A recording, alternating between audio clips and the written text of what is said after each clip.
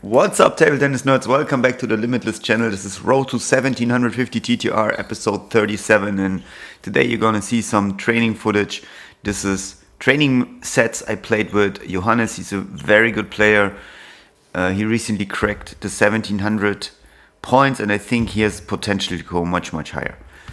And last time I trained with him, or let's say when I trained with him around 6 months ago, his style was pretty different. He was playing from, he still does that, but he was playing less aggressive and had less variation in his serves. And definitely his serve variation made him much more dangerous, and also that he is more aggressive and doesn't just play passively from behind the table.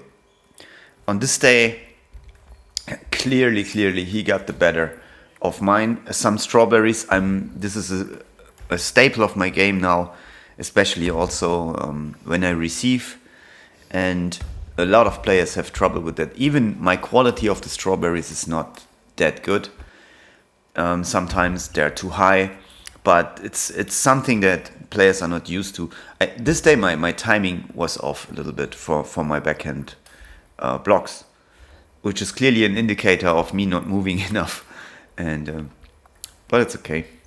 Yeah, this strawberry here is a good, nice block there. That's something I recently developed. Is my backhand blocks are usually very good. I get a lot of points with them, and opponents are super surprised. And epic fail.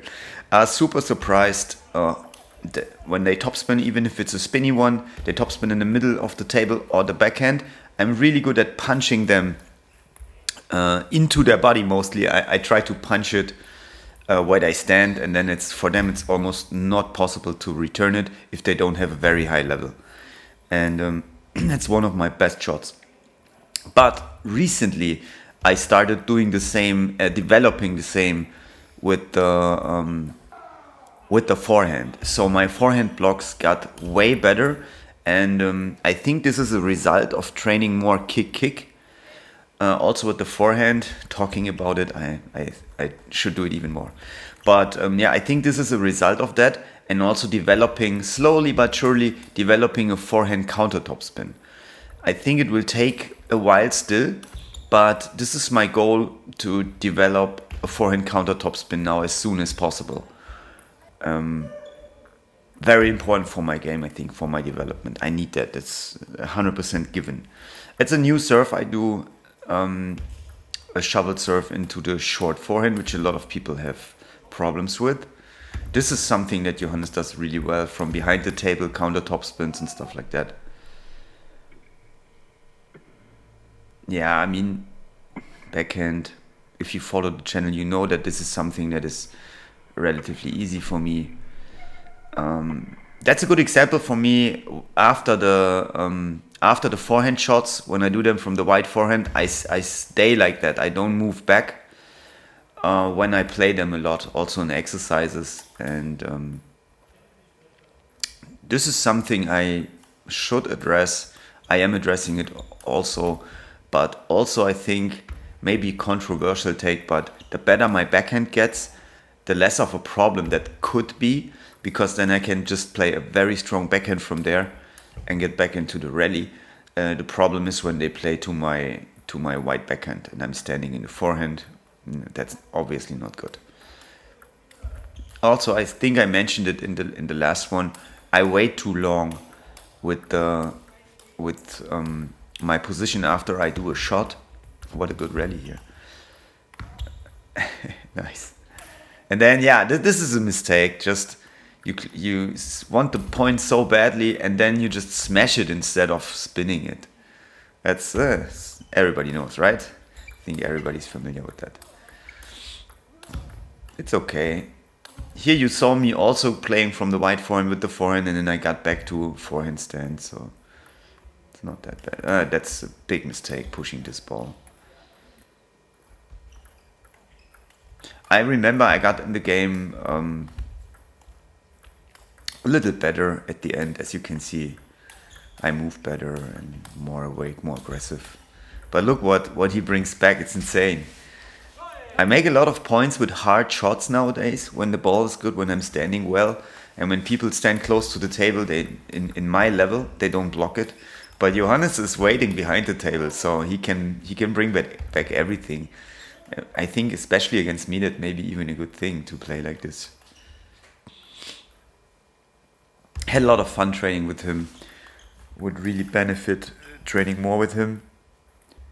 He's above 1700 points. I think I mentioned that before. So this is where I want to be, right? My goal is 1750, and I know exactly what it takes to get there, which things I have to improve on. Some will come by themselves just by training, and others I need to deliberately really train all the time.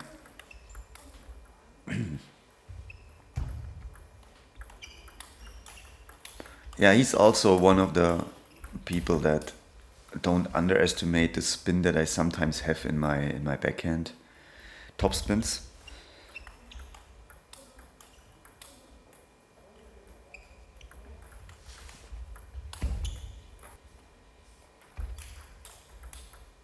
Yeah, that's one of the punches I mentioned, and now the timing was there, as you could see. That's not the worst idea. This shot is getting better and better. To play from the slide. That was again a forehand block, example of the forehand block. Yeah, to play backhand diagonal from the forehand side to the opponent's forehand side if they're right-hander. Like Patrick Franziska does that a lot. It's very inspiring. Oh, and here the training group, footage from the training group, and Nesh that visited us. He had back in the days he had over 2,000 points, so very good player. Really cool that he came. I hope we will have more training sessions in the future.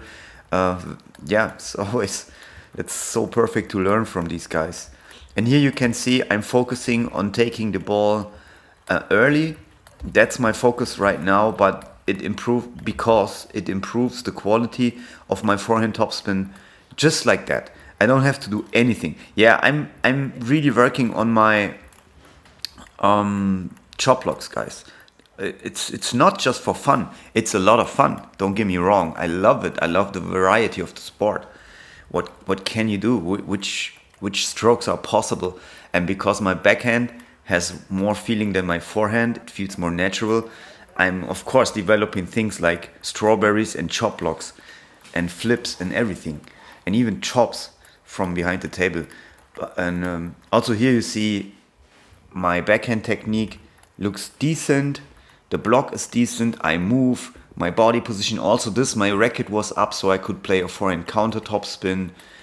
I think I'm on the right path in a lot of ways, and some other things definitely need to be improved on. Nice, perfect placement by him here. Also, he plays a lot of parallel backhands, also from behind the table. Really good. And there's another example of a chop block.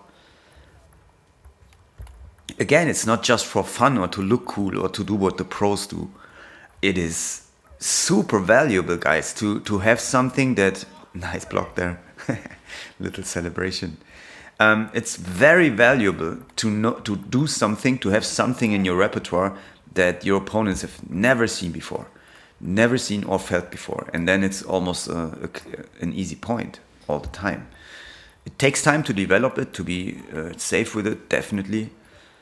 By the way, I'm not talking about the exercises we play, but I'm sure you're smart enough to find out what we're doing, because it's repeating. So short serve, push, open, and then he blocks middle or forehand, I guess. Whatever, just enjoy. I think it's a good quality of training this session here. Boom, open, and then we play backhands until I play parallel. Exactly, that was the exercise. And yeah, we have a coach. We play the exercises the coach gives us, and we have our own regiment of exercises. And guys, I may sound like a broken record, but I don't care. Just everybody that comes... Oh, there was a strawberry, but then I stopped playing. Super smart. So everybody that comes to this training group improves fast. Very fast, guys. Let me tell you that. And we are only at 1 time a week. We want to improve it to 2 times a week. And then, yeah, it will be even better. So if you're interested, come and train with us, because the bigger it gets, the better for everyone, the better for the amateur sport. I think it's completely wrong that the amateur sport is in such a bad shape in the Saarland especially. Because there's nothing done for the amateurs. So, little rant here, sorry, but it's just the truth. It's very hard as an amateur player to get better, to get knowledge, and it's a shame, guys. It's a shame. I always tell people, if you want to train at our jiu-jitsu school, we have a very high level there. We produced European champions, people that went to the world championships and everything. And you don't do that by accident. And everybody that walks into our academy and signs up for a membership can train on that level. Everybody. We don't care how old you are, whatever. In table tennis, it's not the case. So, it makes me sick, guys. It makes me sick. And yeah, I hope we can change that a little bit. Also, if you want to collaborate, if you have the same ideas and think what I'm saying is true, and you want to help, just contact us. Okay, we can always talk about everything, and maybe we can do something together. Yeah, guys. So I really enjoyed this training session, and ended with this. Yeah, guys. We produced talking about knowledge transfer that is almost not happening in the amateur table tennis scene. We want to change that, so we took a world-class coach, Jože in this case, and he's the coach of Darko Jogic, if you don't know him, and produced an instructional. I think the value you get for the price we charge is insane, because if you book just one private session with him, it's way more. So yeah, definitely subscribe to the channel also, and that helps us. It's totally free for you. And again, the training group, if you want to come and train with us, just let us know. And our partner store, TT Store, you can buy rubbers and blades and everything there and get a nice discount. See you in the next episode, guys.